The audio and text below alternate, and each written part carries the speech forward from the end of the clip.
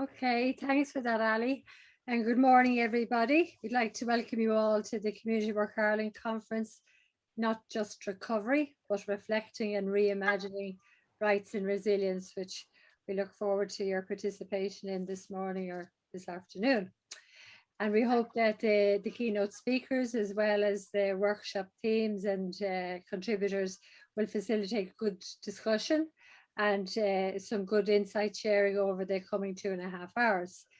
I'm going to be supported in facilitating the first plenary session of the conference by Community Work staff. And I know some of you are probably familiar with them, but I'm going to ask Anne, Rachel and Kathy to introduce themselves now, and Ali will bring them up on the screen.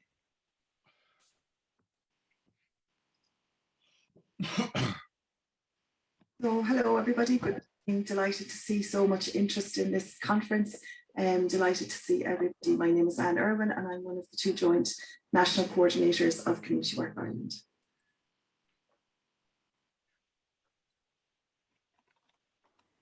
Hi everybody, I'm Rachel Doyle. I'm the other joint coordinator of Community Work Ireland, and like Anne, just delighted to see everybody here. And I think this is an important opportunity for us to reflect on learning over the past 18 months and also start thinking about the future. So just thank you all for coming this morning. Okay, and Kathy's here as well, who's the communications officer and recently in post. So many of you mightn't know Kathy yet. Hey everybody, I look forward to today and gaining some insight and learning a lot from everybody. Thanks very much.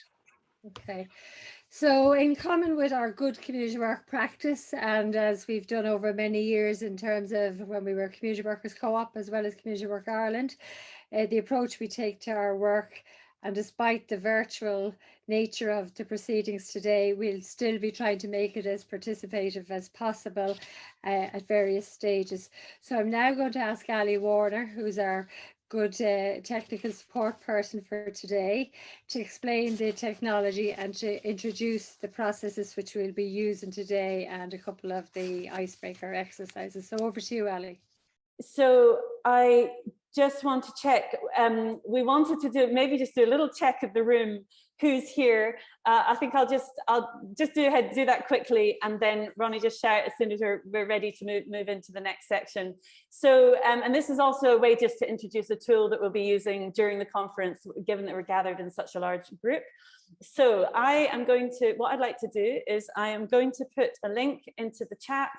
And I would like to ask everyone to click on that link, and you should have a way to put on a map using your mouse or your finger, depending on your device, where you are based as you join, whereabouts in the country you are as you join today.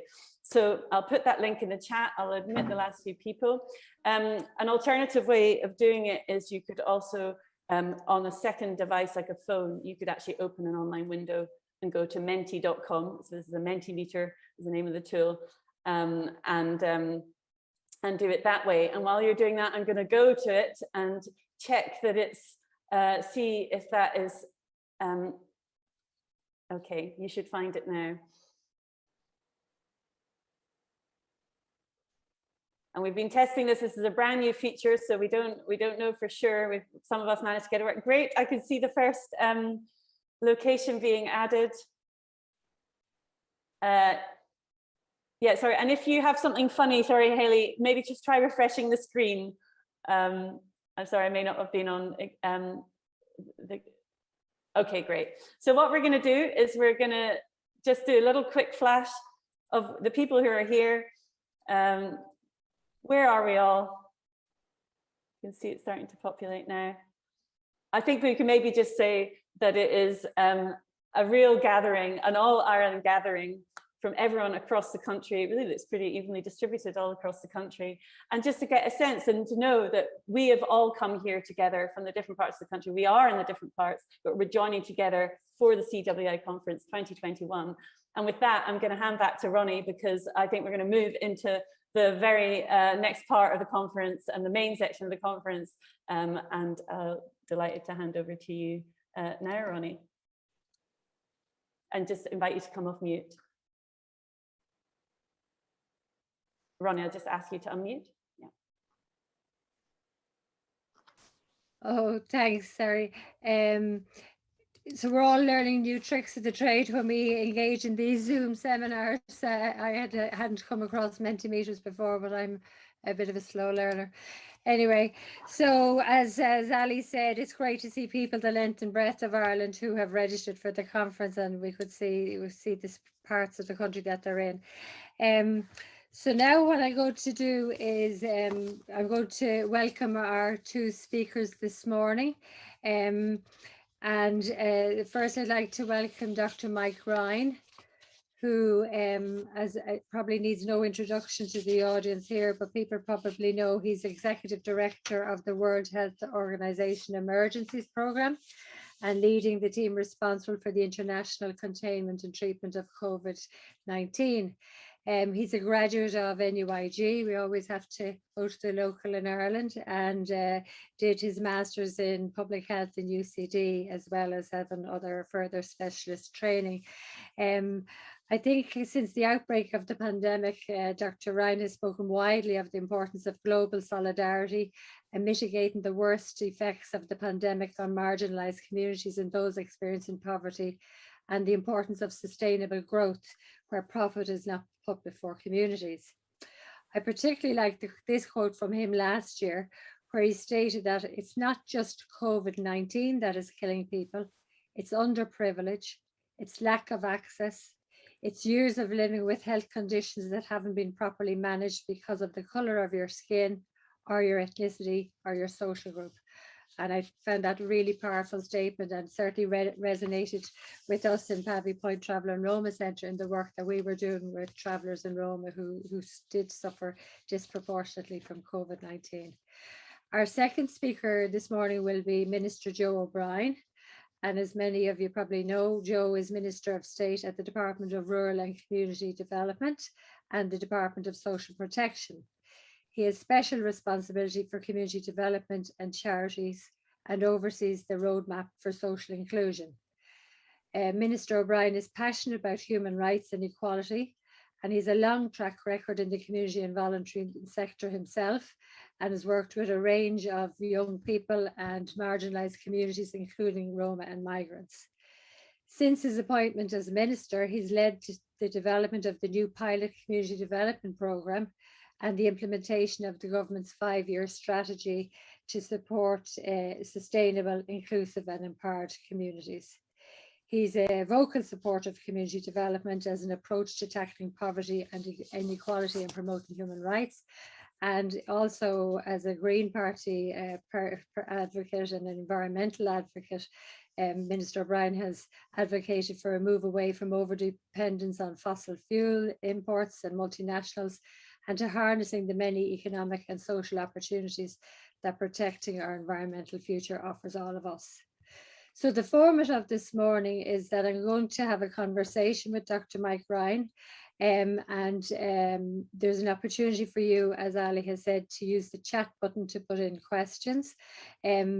Anne and Rachel will be monitoring the questions and may come in to pose a question that that's coming up. Minister O'Brien will give a reflection on the issues and the discussion at the end of the session before we join the workshops, but he's also welcome to join in the discussion as we go along, should he choose to do so. So I'm going to start. You're very welcome, Mike Ryan there. And we're delighted you took the time to be with us this morning. So one of the first questions I wanted to put to you in our discussion here is, there's much talk now about a return to normal post-COVID. But for many of us, particularly a lot of us here at the seminar and conference this morning, who are working for social change, which is about social inclusion, about diversity, about equality, about human rights, a return to normal is not what we want. We have to be much more ambitious than that. And in your view, I'd like to hear what you think should be the key principles to inform recovery nationally and internationally. So if you talk to that, would it be useful? Great, and thank you so much for the invitation. It was impressive to see that map. Lovely to see the old site again, and all of you who are working across that in so many different areas. So thank you for the work you all do in the service of communities. And your point is well made. I sometimes refer to it as this rush to return to abnormal. Normal is a very relative term for people who have appropriate wealth and education and access to services. Everyone wants to get back to that normal. For a lot of people, that normal never existed, and I think that's why we are having this conversation, and this conversation needs to continue.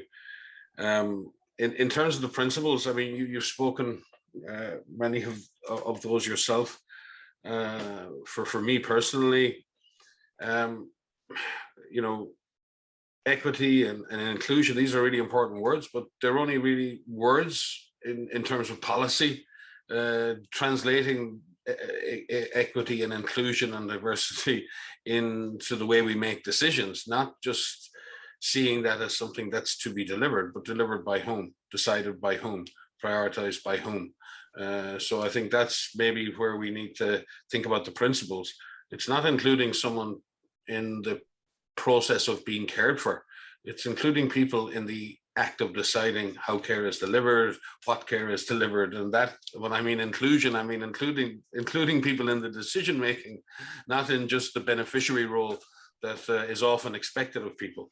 So I mean, in that broader inclusion, there's one word, El Hadji IC, who was the former Director General of the Red Cross movement, at a meeting, really, you know, stood in my mind, because all of these words, and he said, you know, at the center, this is about dignity, just human dignity. And I think we have to put dignity back at the center of that equation, and the value of every human being. We've forgotten that, as we value human beings by their output or by their productivity or by what metric we use as a contribution to economy or society.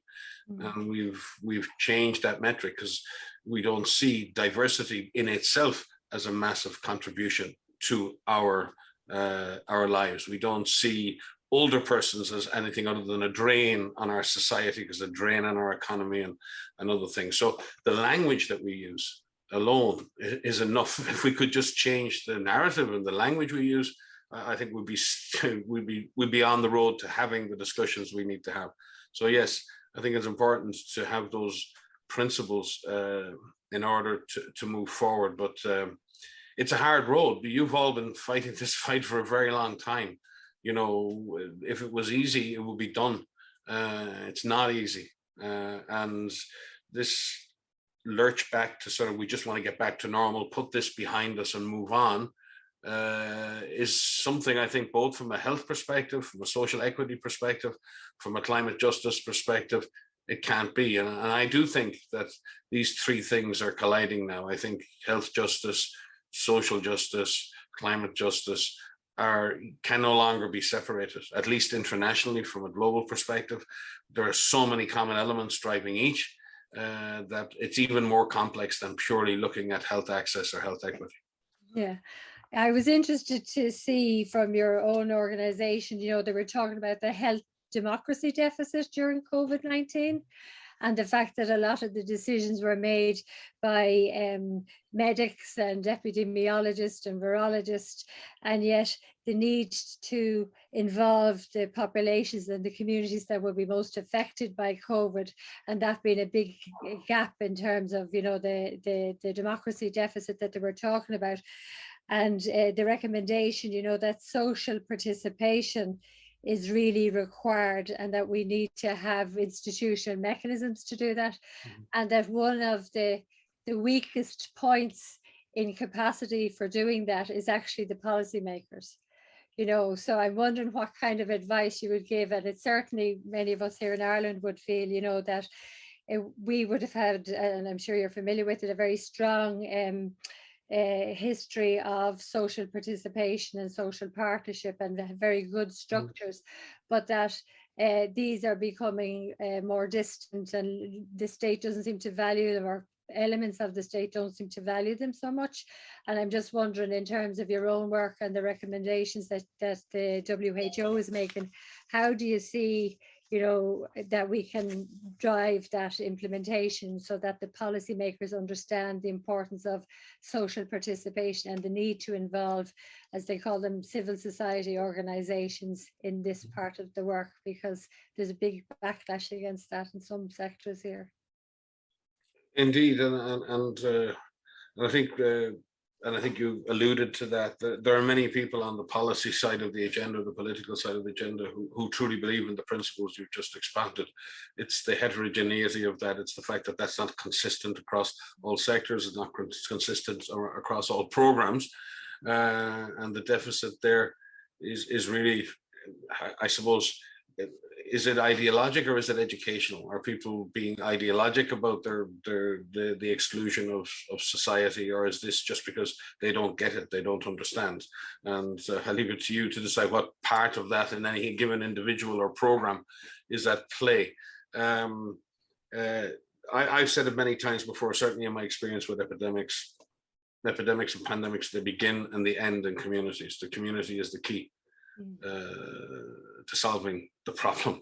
And if you don't engage communities, then you're lost. You don't really understand what's going on. And then you see the subsequent problems with hesitancy, trust that come. And then people wake up and say, well, why doesn't the community trust us? And why do they think we're, you know, all against them? Well, you haven't spoken to them. You haven't engaged them. You haven't allowed them to be part of the process. And now they become passive players in this game, and it's their lives, it's their health, it's their families, it's their children, it's their parents that are at stake. And you know, in life, things always come down. You can talk in generalities, you can talk in philosophies, but at the end of the day, it comes down to somebody in your family been sick, needing care, and it becomes real personal then. And it becomes very impactful at local community level, and communities have lost a lot. There has to be trust, because if you come to, let's say you take a medical situation, leave out COVID, if you come to an emergency room and you've just been in a bad accident, you have to place huge trust in the doctors and nurses to make decisions on your behalf based on the information they have. And that is based on that trust that they will do everything in their power to take proper care. And then there's the process of how the patient, family, and others are engaged, informed, discussed with, and the decisions that are made about the health of the individual. Well, that's the same at community level. The community is, like, in that sense, the equivalent of the patient, and you can't just do what you want from a policy point of view without asking the person that's going to have to implement this or is going to be affected by this, what their views, their opinions, and alternatives and ways of implementing that would actually be more successful if you actually ask the people. And it's not just about consultation for the sake of it. My experience in community engagement, certainly in epidemics, has been when you talk to communities, when you talk to NGOs and others, the solutions you find are almost always better in terms of participation, in terms of success, and in terms of impact. So again, this isn't ideologic that you have to speak to communities because that's the right thing to do from a moral point of view or an ethical point of view. It's the smart thing to do because you get better interventions. So being purely Machiavellian, and it's the same if it comes to housing policy, it's the same if it comes to inclusion in the workplace, it's all of that. We forget that the people involved in that, the people experiencing that, have a voice, and they often have solutions, and they have more durable solutions that are more acceptable and often cheaper if they're listened to. So I think we have to maybe not just make the moral and ethical argument, we have to make the argument that this is more impactful, more sustainable, and more acceptable. And I definitely think during COVID, we saw local community responses that were most effective and worked really, really well. I suppose the challenge will be, how do we ensure one of the legacies of COVID is that they become the norm rather than the emergency response, you know, so that this is seen as good practice and that it's actually used going forward. And that's a real challenge, you know, and I think, you know, as you said, it's more than just having the narrative, but it's having the practice. And I suppose, I don't know, does the minister want to come in here in terms of how you can bring that, you know, that institutionalized knowledge as the norm into the whole public service, you know? Do you want to come in there, Minister? Thanks, Ronnie. Yeah, and a pleasure to share an online forum with Dr. Ryan. Just to say thank you for your leadership, like, globally, and for your communication, but particularly for your fight and your draw for those on the margins. Thank you very much for speaking up the way you do.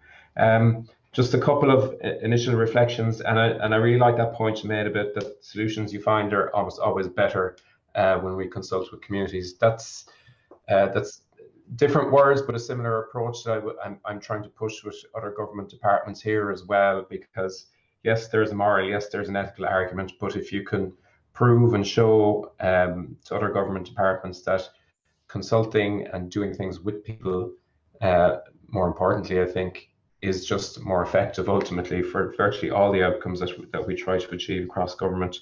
But in terms of holding that value that we've learned through COVID, we are trying to do something practical at the moment. I mean, and I suppose the big manifestation of it was the Community Call initiative nationally, where you had community groups working with local authorities, reaching people who had never been reached before as well, and developing ways of working between each other where there was a much more openness to understanding, doing things differently, doing things more flexibly. We are trying to hold on to that a little bit, more than a little bit. Next month, we hope to bring some of the key stakeholders from the Community Call initiative nationally together to specifically ask that question about going forward and how we retain that value and that learning that we have done. And some of it has stuck anyway, I think, locally, but we can't miss the opportunity, I think, to make every effort we can to hang on to it and name it and learn from it, and kind of imbibe the practices that we had during COVID into the normal way of doing things, I think. And just at a higher level as well, the ball has started moving on more national social dialogue process as well. And some of you here today, I think, would have been in the room a couple of months ago when we had those initial meetings with the Taoiseach and Taoiseach and Minister Ryan as well. So just some initial comments there. Thank you. Thanks, Mr. So the next kind of area I'd like to look at with you, Mike, would be the health inequity that you've alluded to globally. The pandemic has certainly highlighted the inequalities in health and the health inequities, particularly for marginalised and minority ethnic groups. Can you say why you think this happened and is happening? It's continuing to happen, and what advice does the WHO for Ireland in addressing this and ensuring that the gaps in health do not further widen post-COVID, like they're talking about, telehealth and all of these things, whereas that assumes people have, digital skills, literacy skills, access to Wi-Fi, computer, that there isn't cultural differences, language differences. So it's really your comments, in terms of the health inequity globally, and particularly the impact it's had on marginalised and minority ethnic groups. Yeah, no, I mean, it's a huge subject, and I mean, it's clearly been written through the story of vaccine inequity, but that's not the only inequity. That's the tip of an iceberg of inequities in this pandemic. But it is pretty sobering to think that of all the vaccine doses that we've distributed globally, I think less than half of 1% have been in low-income countries. When we think about the vaccine doses per 100 population, the high-income countries have maybe 122, 125 doses per 100 population, and low-income countries 3.4. So you don't have to. That's the metric that clearly demonstrates how inequitous the vaccine rollout has been, and a lot is being done to try and address that. But the me first approach, has been the one that's driven this. And I want to say again, for the record, governments are their primary responsibility is to provide protection and support to their own citizens. And no one is criticizing any individual government for doing its best to protect its most vulnerable and its citizens. But in a world where we face a global threat, you can't deal effectively with that national threat unless you also deal with the global ramifications of that. And our inability to effectively do two things at one time has really driven the inequities even more. But they're not the only inequities. You said it in quoting me from before.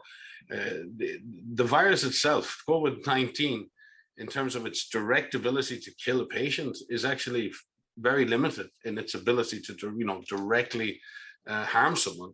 Most of the harm that occurs in terms of the deaths, and you see people on ventilators and you see people dying and people in ICUs, is because they have a serious deficit in oxygen, which is related to an inflammatory response in their lungs and their cardiovascular system.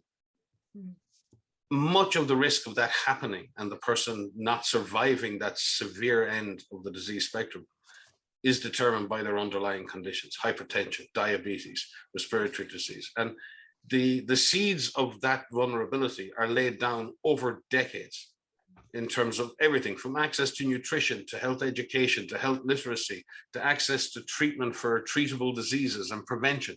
And all of that lack of access builds up, and you end up with a group within society who are highly vulnerable to a virus like this.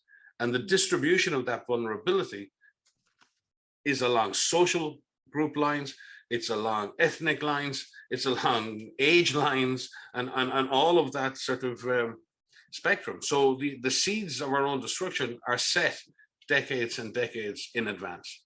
And what they really reflect are decades of non or poor management of underlying conditions. And health systems are really trying to reform, trying to move towards universal healthcare access, trying to move towards prevention and preservation of health. I think Minister O'Brien would agree that the social determinants of health are what are driving the demands on our health system. And unless we fundamentally deal with the social drivers of ill health, our health system is always going to be underfunded. It's always going to not reach the expectations that we have of it, because we're treating diseases that we could have prevented.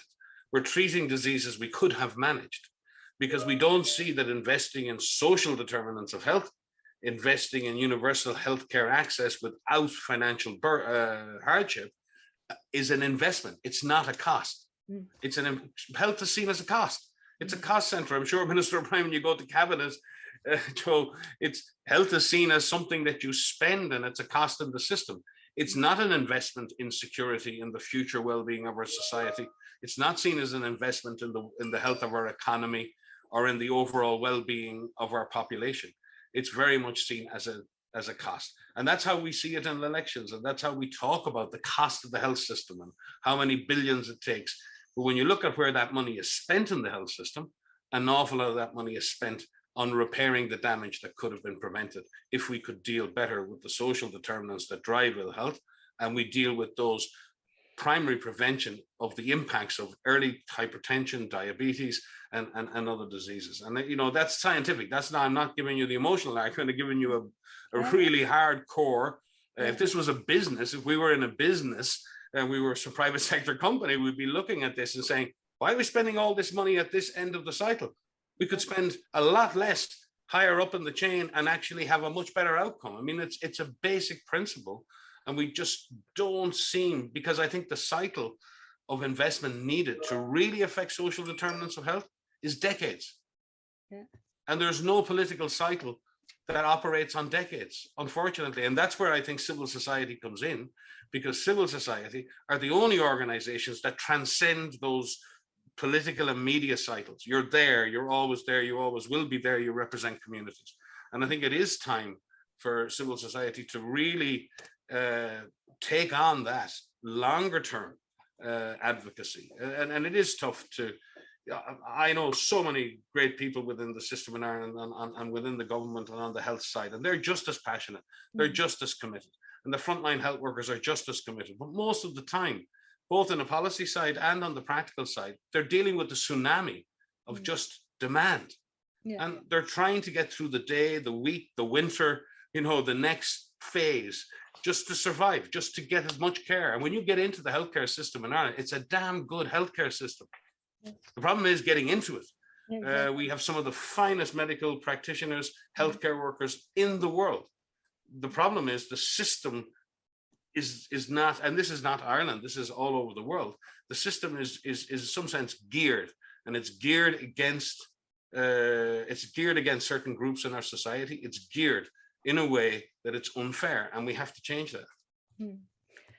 And would you have any practical suggestions about how we do that? Because certainly in our own work, we've been singing the song of social determinants of health, that I suppose we would have welcomed the Sláinte Care strategy in Ireland, you know, which was to look at the preventative model and all of that.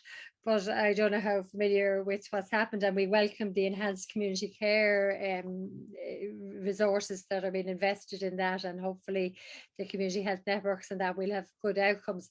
But there seems to be a very strong move away from the universal health care coverage, and Sláinte Care is, you know, and the minister might say more, he may not either, around what's happening there, but certainly our confidence will be undermined in what we see happening. We see that the social determinants of health are not being addressed, that the Department of Health is really a Department of Healthcare, certainly in some elements of it, rather than a Department of Health, you know, and that you know, certainly in our own work, when we're trying to say, you know, you need to look at the social determinants of health, they say we're only responsible for health, you know, health care, and we're saying you have to take the broader view. So it's actually very frustrating, and it's wonderful to hear you, you know, say it as you've said it, and hopefully, you know, some of the department people and the minister can bring it in.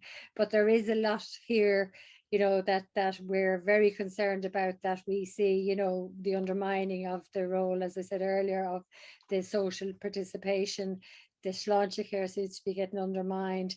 You know, we do know there's structural racism, and we do welcome the fact that the government's going to publish a new national action plan against racism, and hopefully that will deal with some of that.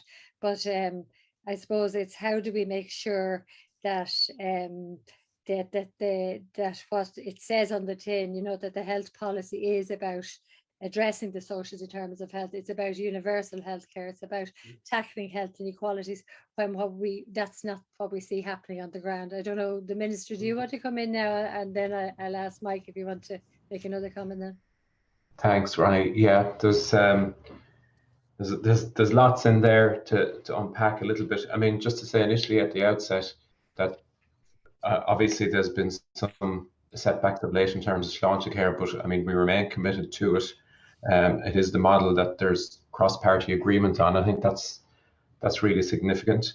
There has been some positive practical developments in that we have the position of consultant in public health medicine for the first time in Ireland now, creation of 84, I think, new posts. I think that's a significant move in the right direction. You know, Dr. Ryan is right in terms of when we talk about the social determinants of health. I think I'm talking about the same thing ultimately when I say poverty, and poverty isn't a word that we, I suppose, debate very much in Ireland. When poverty is in the public domain, we kind of think abroad in other countries, but it is here too. And I think he's hit the nail on the head, unfortunately, to some extent, when he's talking about the election cycle. And poverty doesn't always gain traction in election cycles because it takes time to alleviate poverty. It takes time to show the impacts that, for example, improved welfare rates can make on a person's life. But like that in the story as well, if you're running a business and you were looking at your inputs and your outputs, you would look at it over a long period of time.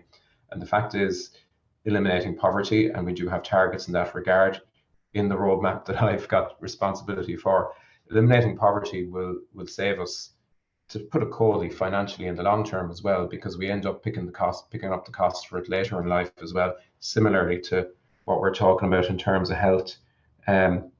It's worth saying as well that the HSE has done some targeted area-based extra resourcing for communities that are particularly deprived. This is the Healthy Communities project as well, 19 communities across the country. So there is work going in that regard. And there is a commitment in the roadmap for social inclusion as well to develop an inclusion health policy. And so this is particularly about, and again, some of this is happening already, targeting resources at particular minority groups. And here we're talking about travellers, for example, Roma as well, ex-prisoners, people with addiction issues as well.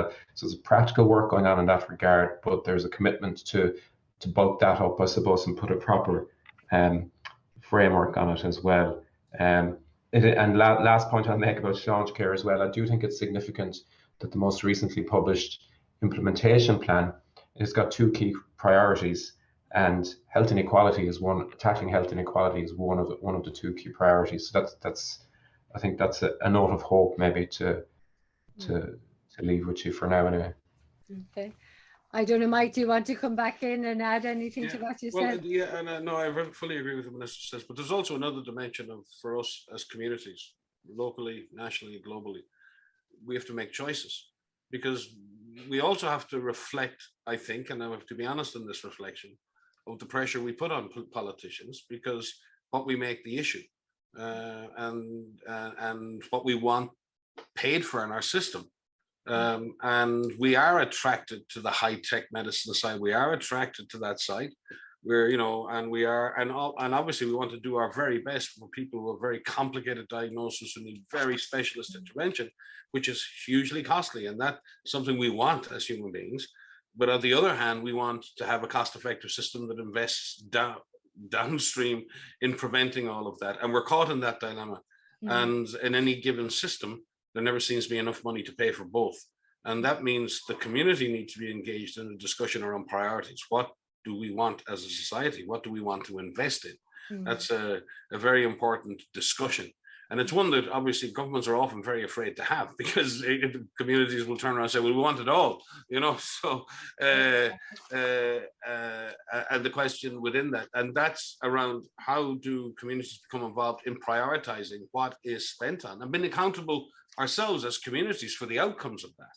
Because it's one thing to say what we want, but are we willing in any way to negate other things in order to get the thing we think is most important? And I think that becomes the arguments around elections, and certain other things are hung. I would only say in terms of the issue of poverty and equity, Minister, I don't know, my own personal experience, and for whatever I do in my life, working internationally, having qualified in medicine and gone on to the career I have, the only reason I'm here is because of a widow's pension, child benefit, and a free education. That's why. Yeah. And I think it's important that we all reflect on that our society has supported many of us, right? The problem is too few of us have had that support in a systematic way because of systemic issues like racism and exclusion. But for those of us who in any sense make it through that process, we can all look back and reflect on how services like that made a huge difference, certainly in my life. And the only reason, for me, it's a personal thing, because I think that is an opportunity and a chance every kid needs to get. And I don't think that is the case anywhere in the world right now. And I think inequity is not just an issue of the South, an issue of the developing world. Every single country is experiencing deep inequities, and particularly in the health sphere. But I do think that we do have to engage in a really adult conversation, not about flying our flags for what we demand we want, but we also have to look at what the trade-offs are for those demands. What are we willing as a society to invest in, and what are we willing to forego in order to reach those goals? Because that's what families do every day. You know, they prioritize education over the holidays. They prioritize healthcare over a new car. That's what families do. But as a society, are we doing that together? And there is a perception, I think, that policy happens behind closed doors, and communities are not influencing those choices and those decisions. And I think that's what communities are crying out for, is more influence and inclusion in the process of making those decisions, because they will affect them for years and for decades and for generations. That's right.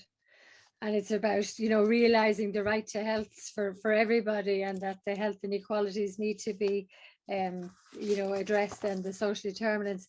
I was wondering, I don't know, Mike or Joe, if you've had a chance to look at the Marmot review of COVID-19 in Britain. And Michael Marmot would have been one of the chief authors of the social determinants of health, going back many years ago. And he's recently done this summary, you know, and I've only seen it myself, but I was just wondering what he's talking about, and Mike, you kind of referenced it earlier in a comment you made.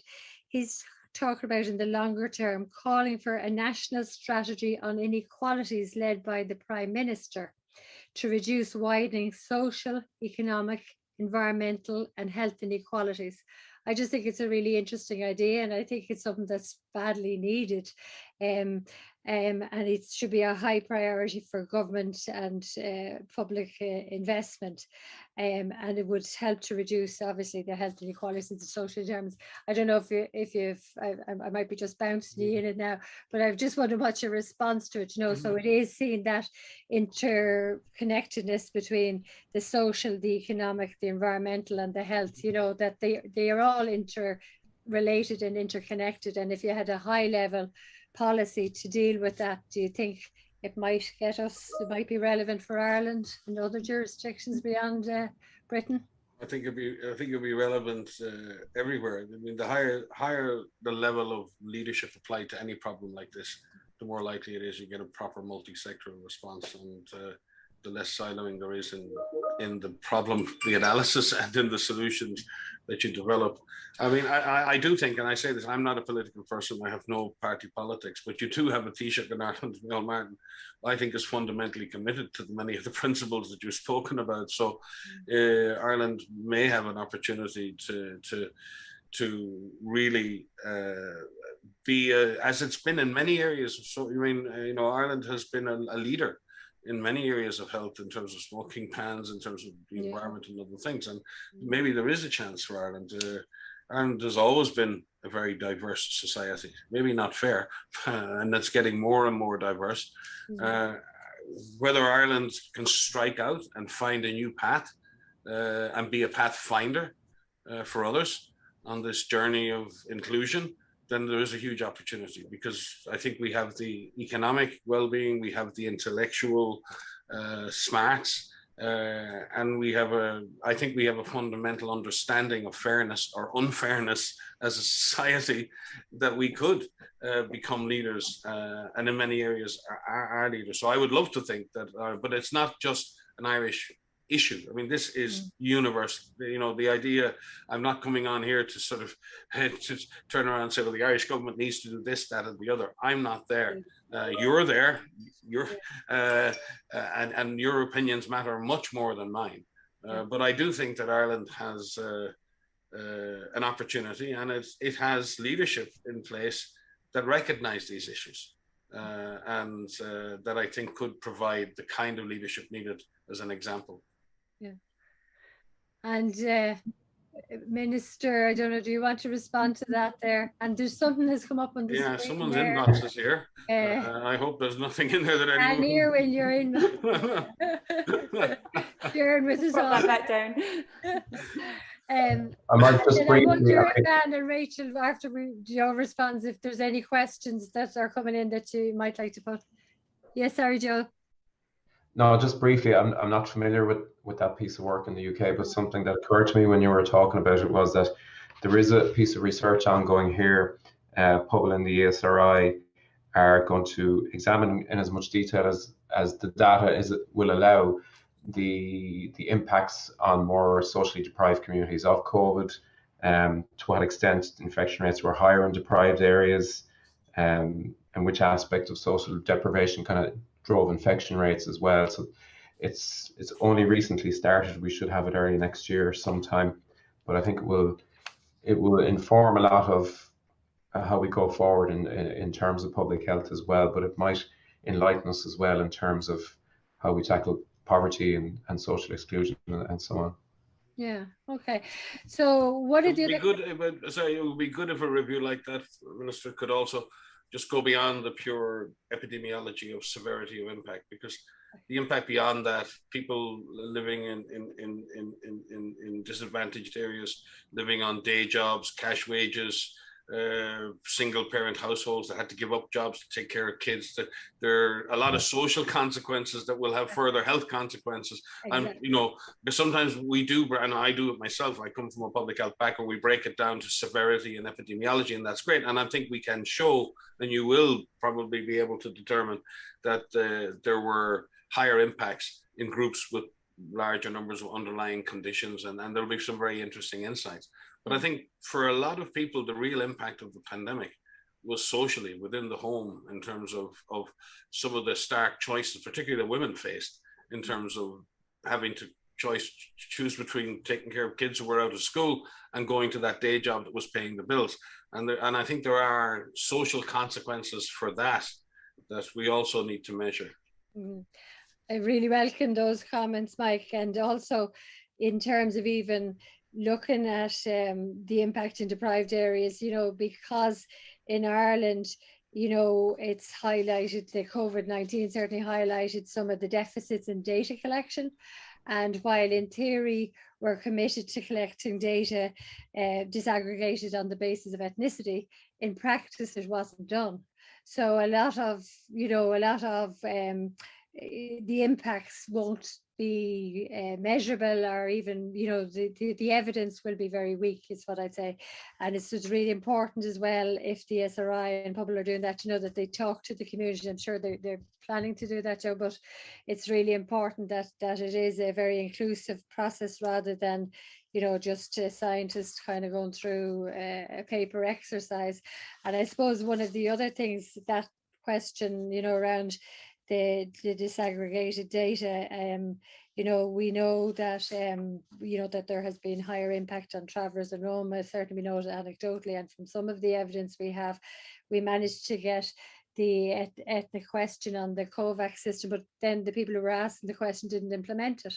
So, you know, so we're still left with a dearth. So I suppose the question I'd asked for Mike is, you know, what advice would the World Health Organization have to give the Irish government, and particularly the health administrative data systems, but much broader than that as well, you know, around the collection of ethnic data, and how we can actually make sure it happens in reality. And it would have an impact even, Joe, in terms of the Healthy Communities projects, you know, because they used that resource allocation model, and it doesn't take account of health, and it doesn't have ethnicity. So it actually further potentially can exacerbate inequalities. So Mike, I'm asking you the question around, I know again, I'm not here to, I mean, the Irish government in general and health service are quite good at collecting data, and really timely at sharing data with the World Health Organization, and both at the European regional level and at global level. So Ireland meets all of its responsibilities in reporting and sharing the kinds of data that we need day to day. I think we've done well globally over the last few years at really assuring that we collect age stratified data and we collect gendered data. I think we're not so good around the issue of ethnicity, social class, and other things, because there's a lot of sensitivities around collecting that kind of data at national level in terms of the implications of that.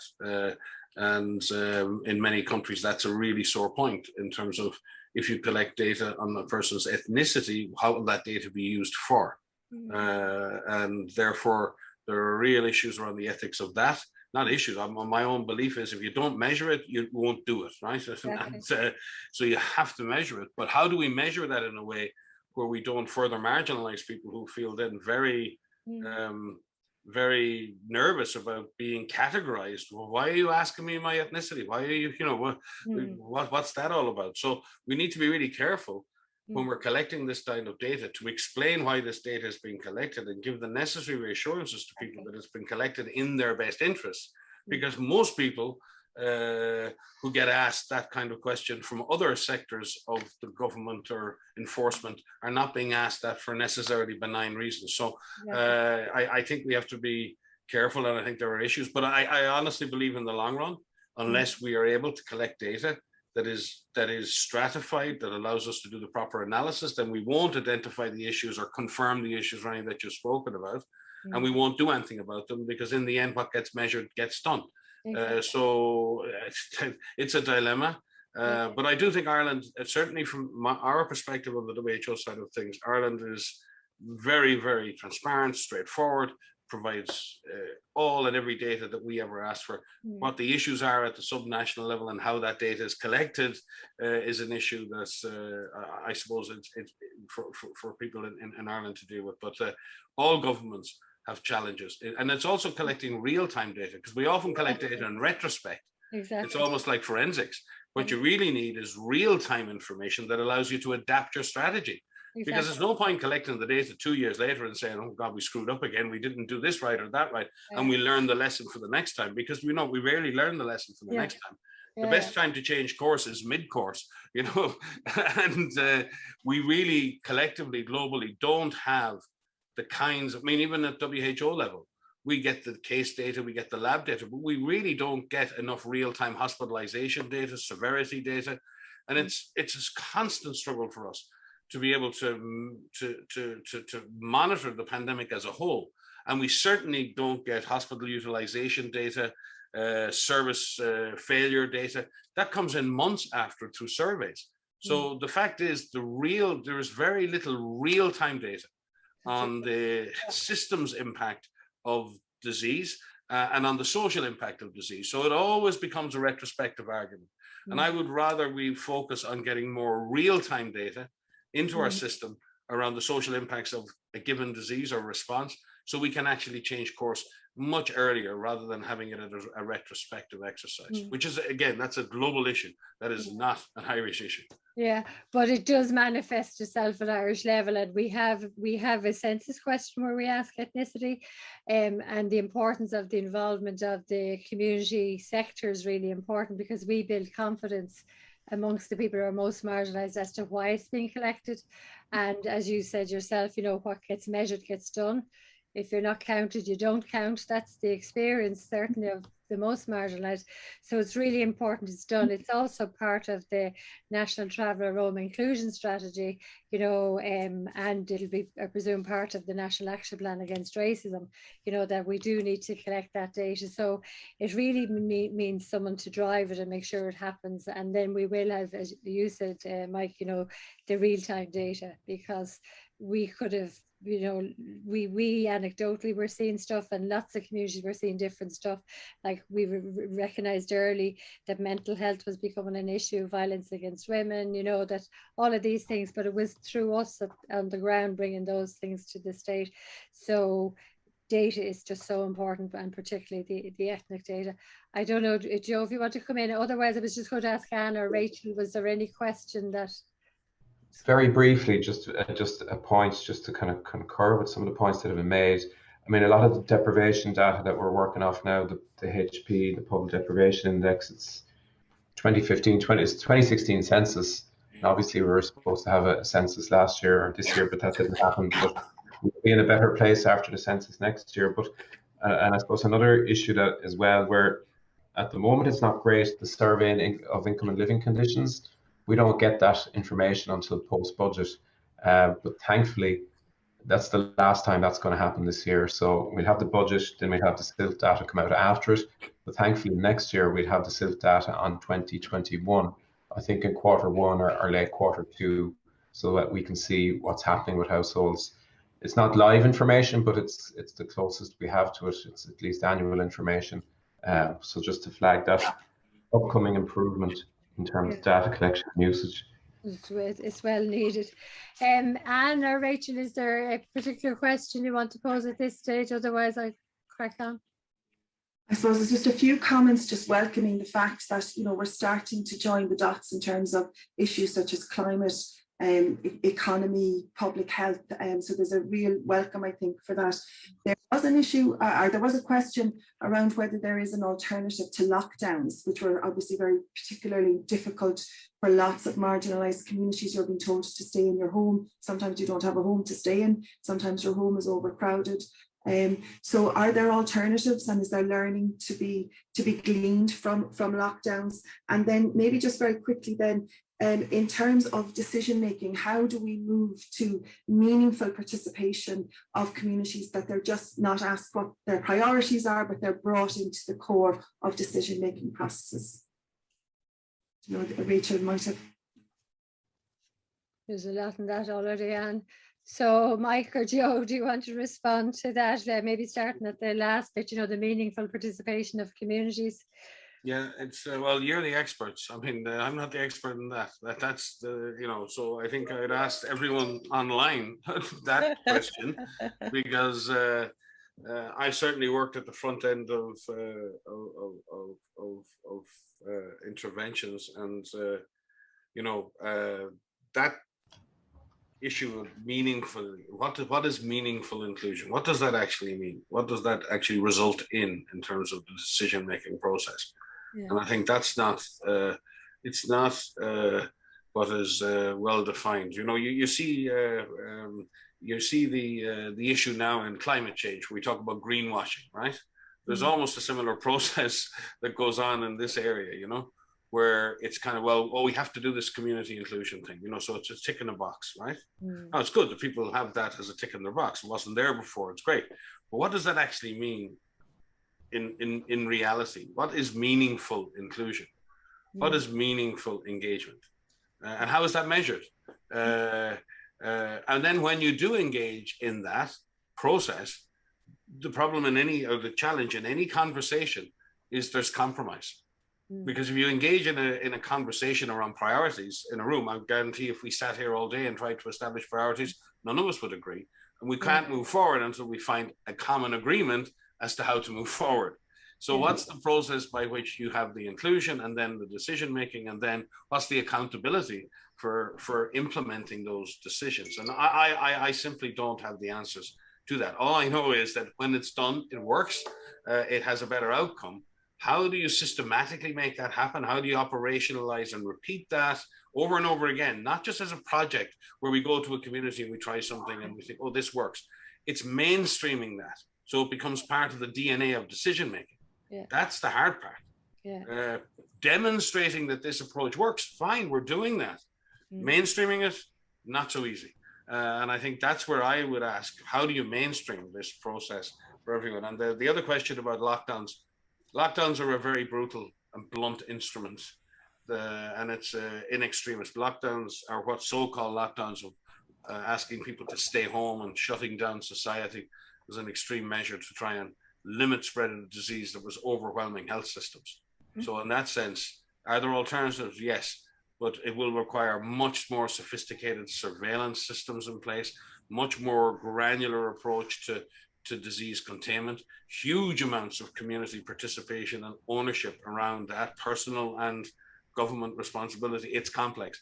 The lockdowns, or so-called lockdowns, were like what the UK has called circuit breakers. It's basically turning off the gas or turning off the electricity supply while you try and work out what the hell is going on and how to save your house. It's the same sort of principle. It worked. And in many situations, these stay-at-home orders significantly reduced transmission and protected the health service and allowed health workers to save more lives. Are they a sustainable solution to the transmission of an epidemic pathogen? No, they're not. Vaccines are the way out of this, with other measures of better testing and better surveillance. But as you see, we're not really doing so well at distributing those very effective measures around the world. And stay-at-home orders, and in Ireland, you will have seen that in communities. If you live in a slum area in India or a favela in South America, when someone said stay-at-home order, you know, what does that mean in the context of you living in a multi-family, multi-generational household with 16 people living in 2 rooms? You know, it is hugely context driven, but no, we need to get better. The stay-at-home orders were essentially extreme measures to suppress transmission, to protect the health system and save lives. It did what it said on the tin, but it had major social and economic consequences. I think we need to find maybe not better ways, but more precise, more precision ways of doing that, which are achievable, but we need a much higher level of community engagement, health literacy, participation, acceptance, all of those things, which will only come if we invest in communities that are fully empowered in health and fully trusting of the services that serve them. Thanks. Joe, do you want to add to that? Briefly, and I think Dr. Ryan has covered the lockdown question. I'll only comment on the one about decision-making processes and the inclusivity or not of them. And like, the more I think about it, the more you can say, because it's obviously a very big and broad issue. But like, in some respects, the political system here is relatively, and I would stress the word relatively, accessible.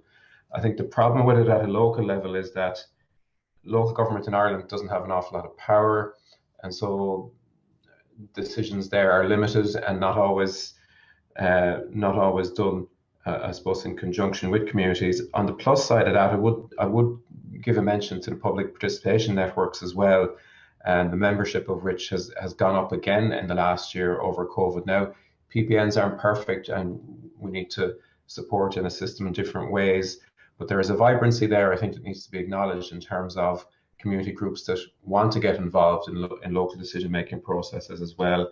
And I mean, just to give a bit of a nod to the community development pilots, it's a very small pilot program, but it is an attempt, I suppose, to show government and society at large that kind of a decision-making process and a grassroots up and a bottom-up approach is a way that can be replicated and built over time as well.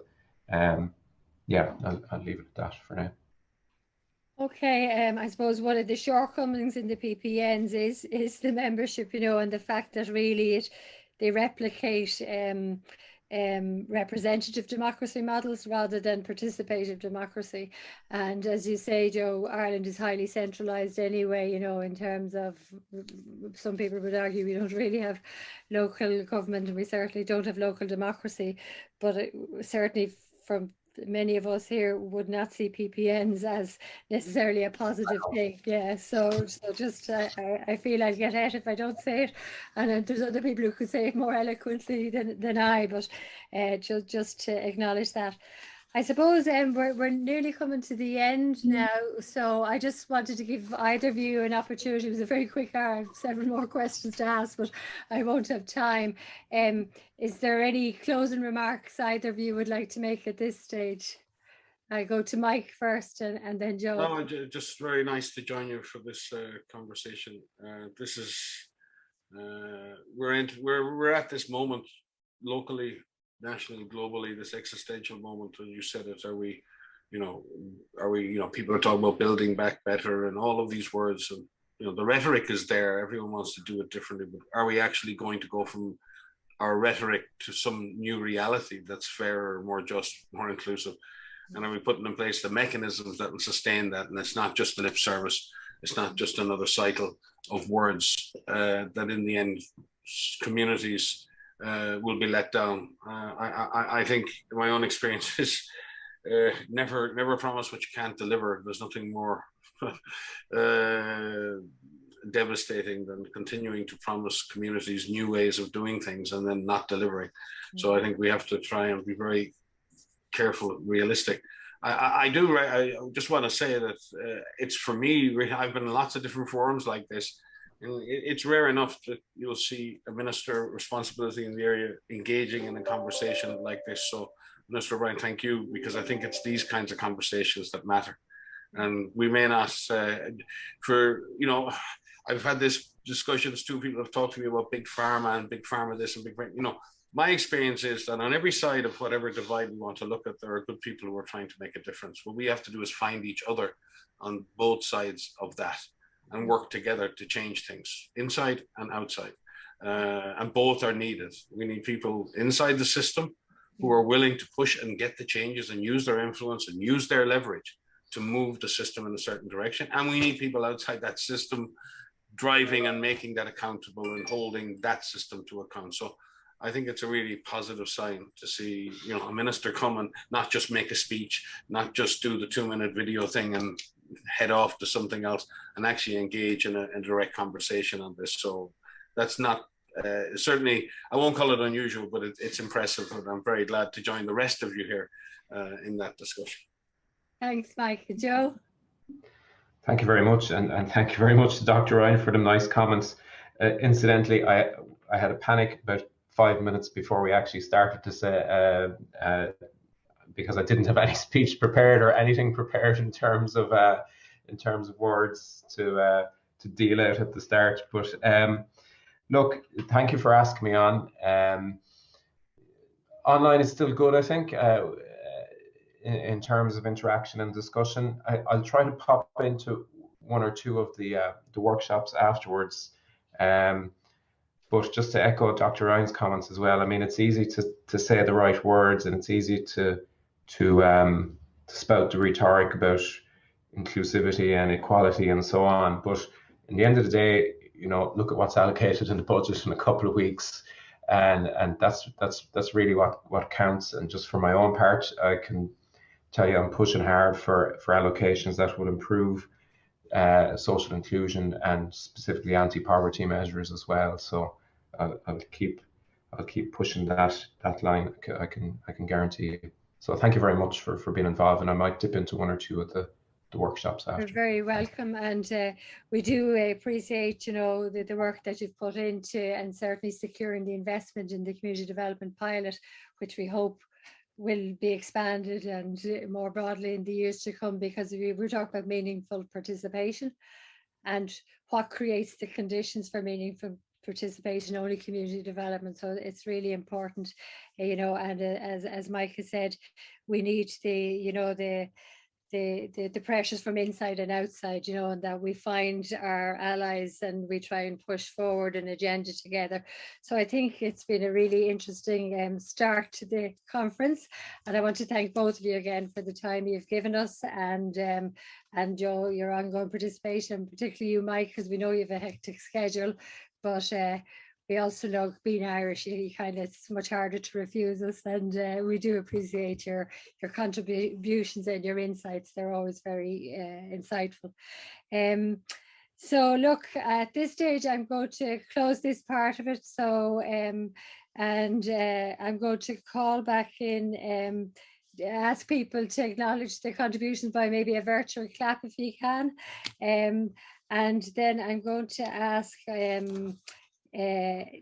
Ali to organise the next mini meter thing and put people into the breakout rooms for the workshop discussions. Great, yeah, of course, Ronnie. So shall I just introduce, having started off with our tools at the beginning, we just thought at this point, after such powerful words, we wanted to be able to check in all together. And so it's back to the Mentimeter, as Ronnie was saying. So I will just get that up and make sure that that's in the right place for us to go. Let's see. Yeah, okay. So it's actually the same link that I shared before. So you can either go back to that. Oh, great. I can see people have already filled this in as well. So maybe what I'll do is I will add another one and we can do this again. Yeah. Okay, so great. Thank you for those of you that have already shared some reactions earlier, but now we'd like to do this at the halfway point. So it's just, what's the reaction to what you've heard so far? I will put the link in the chat again to everyone. And yeah, just interested to hear thoughts, feelings, reactions from the words from Minister O'Brien, Dr. Mike Ryan, and the whole conversation we've just had. So inviting you all to click on the link and or refresh your screen, and I will have a look and see responses coming in and share them shortly. And alternatively, you can also go to menti.com and put that code in. And do feel free to, if there's more, yeah.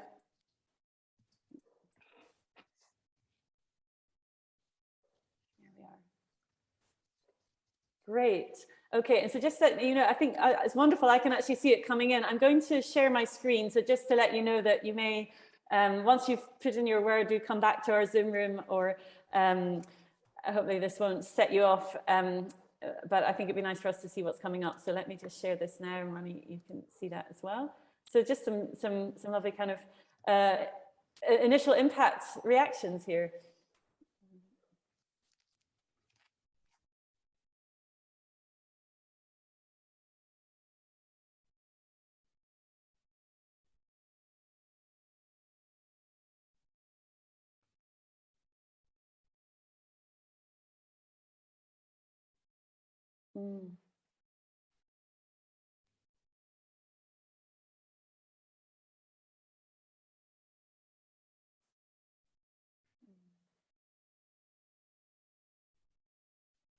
It's lovely to see the resonance of Dr. Ryan for many of us, and for Minister O'Brien. So I'll just keep scrolling down. We'll see everything that's coming up for all of us.